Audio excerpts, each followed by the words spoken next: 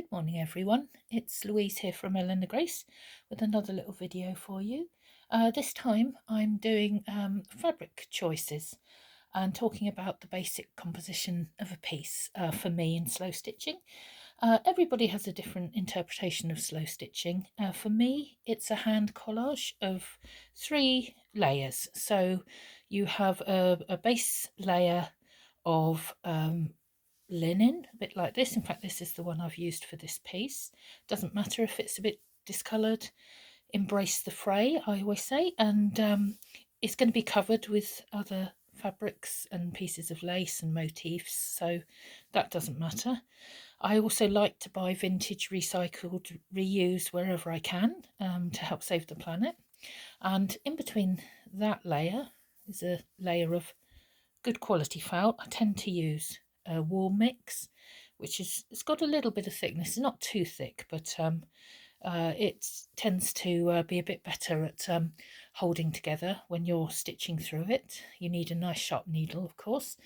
And then I have a base layer. So this would be just cotton, something like that, to go on the back, as you can see. I've also embroidered this one with some French knots. I wanted to tie in the purple theme to the rest of the piece.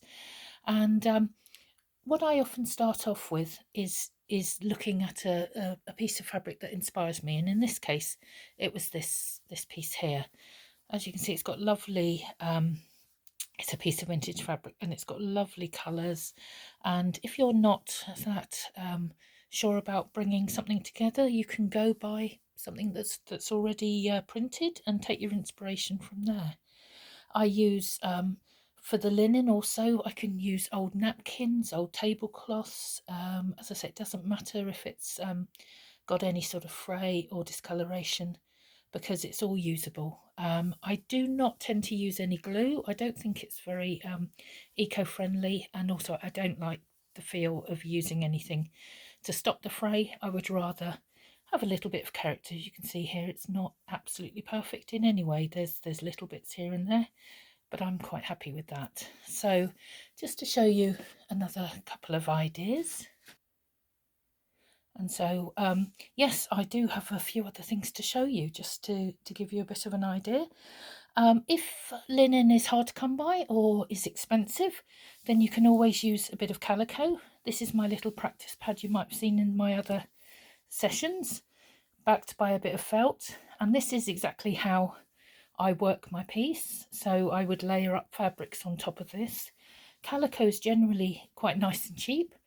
I don't find it quite so easy to go through as I do linen, so linen is always best, but it is a good alternative, especially if you know you're needing to count the pennies a little bit.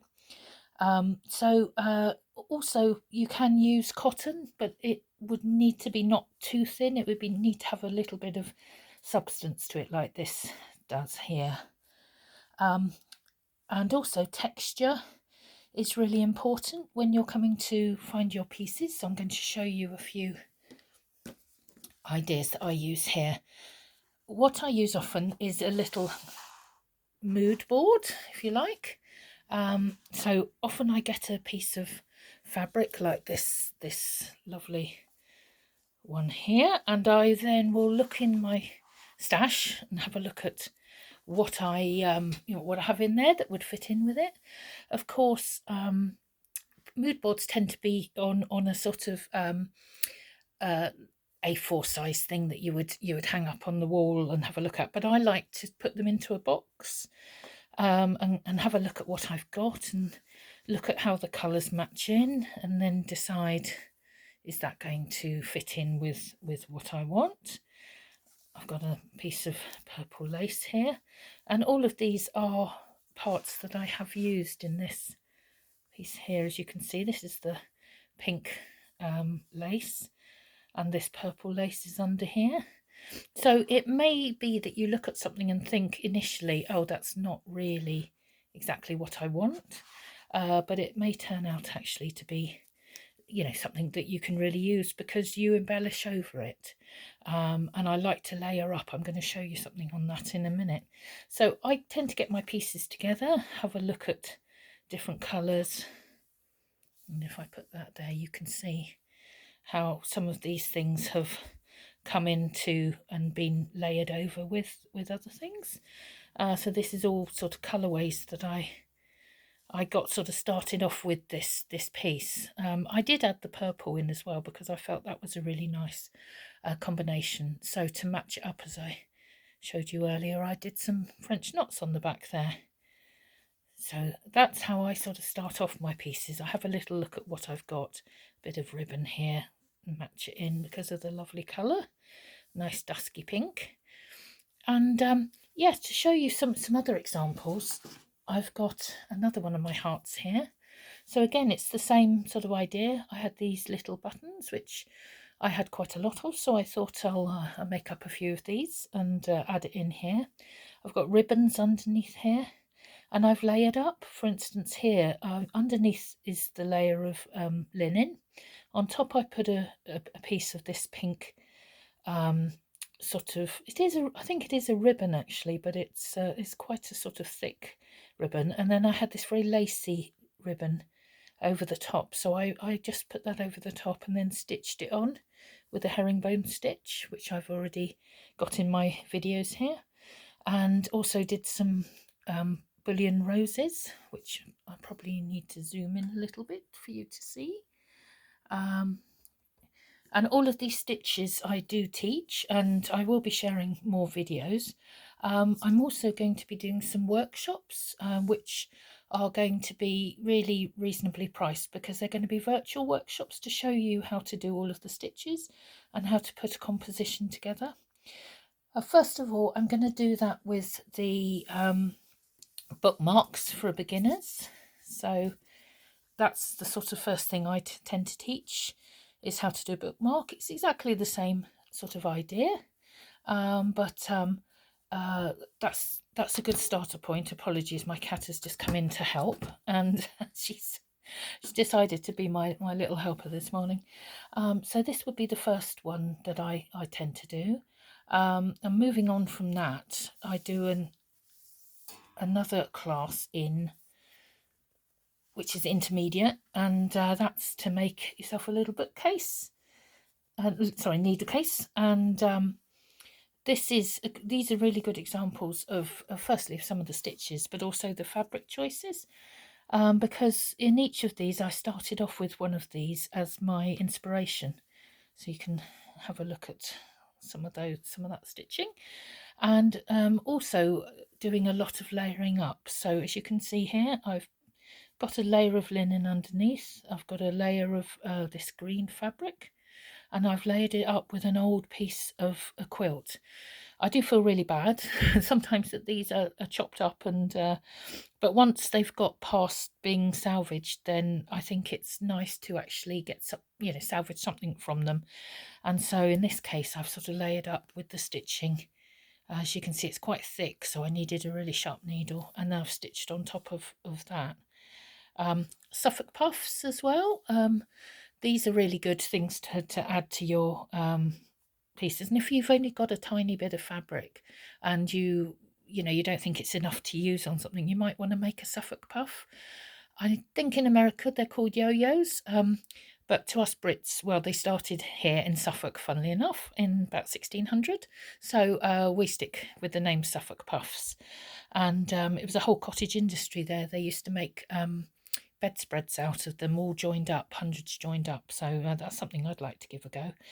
But as you can see here, I've started off with this fabric here, which has this sort of rose motif. So I started off with pink and green and sort of off-white, but then I wanted to add in a little bit. It just didn't have enough pop, so I found this lovely fabric which is under here, which has got green and yellow, and I just felt it gave it a little bit more zing. And I think things change as you go along, so you might decide to sort of change your mind as you're starting a piece. But that's the lovely thing about having a little inspiration box to have together and sort of put together your ideas and think about what might or might not work. So appliquing things on is really good idea. So if you've got any little offcuts that are not big enough to make a large piece, then you can just applique on like I have with these little lace motifs, and I've just gone over the original pattern with French knots and chain stitch. So there's all sorts of things you can do. It is probably worth saying that I have managed to get hold of quite a lot of vintage fabrics over my time, and I know some countries find it hard to get, you know, this range of fabrics available. So if you're interested either in the workshops or in getting hold of some vintage fabrics, I know in America there is a company called So Salvaged, who do ship, I think, to America and Canada and possibly elsewhere. In the UK, Betty and Ivy is a good company who are on Etsy, and they don't ship abroad, I don't believe, but they do ship to the UK. And yeah, there are lots of other sellers you can sort of find out. But if you're interested in a workshop or indeed in having getting hold of some vintage fabrics, which I'm going to start doing soon, then do join my Facebook group, which is called Slow Stitching by Hand with Eleanor Grace. And that's my company name, but I'm Louise. So you're most welcome to join. There's lots of videos on there as well, some of which I'm recreating here, but I will be adding more.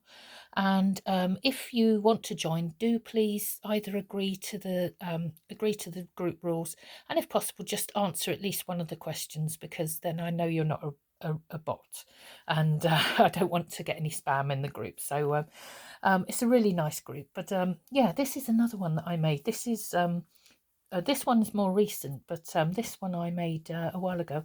If you've seen my other videos, you'll see the feather stitch here, the French knots, the ones that I use quite a lot. I'm also going to, in the other sessions, be doing seed stitch and blanket stitch, lazy daisies. We've done herringbone already, chain stitch, and these are bullion. This is incredibly fine thread here, and I am going to do a separate one on thread because that's a whole different kettle of fish to go through. This was one of my first ones that I made, and sort of made it for myself, really. And as you can see, it's not perfect. In fact, there's a little bit there that just wants to come off, which is fine. And that's absolutely okay, because for me, my saying is perfection is not a requirement here. I just, I think these are perfectly imperfect, if you'd like to say. And I would just say play around, have fun, have a look at what you've got. Ask people if they're getting rid of anything. Go to charity shops or thrift stores, and just see what's around. And if you can only get just a little bit, you could maybe make a bookmark out of it. If you've got a bigger bit, you might be able to do a journal. I'll show you one of my journals here. So this is, I wanted to sort of challenge myself and just do something in neutrals. And so it's all about the stitching rather than thinking of the colorways and trying to, make it complex. So I just picked out various things that I really loved. A lovely bit of lace here, a bit of fly stitch down the side there, which is again one of the ones I teach.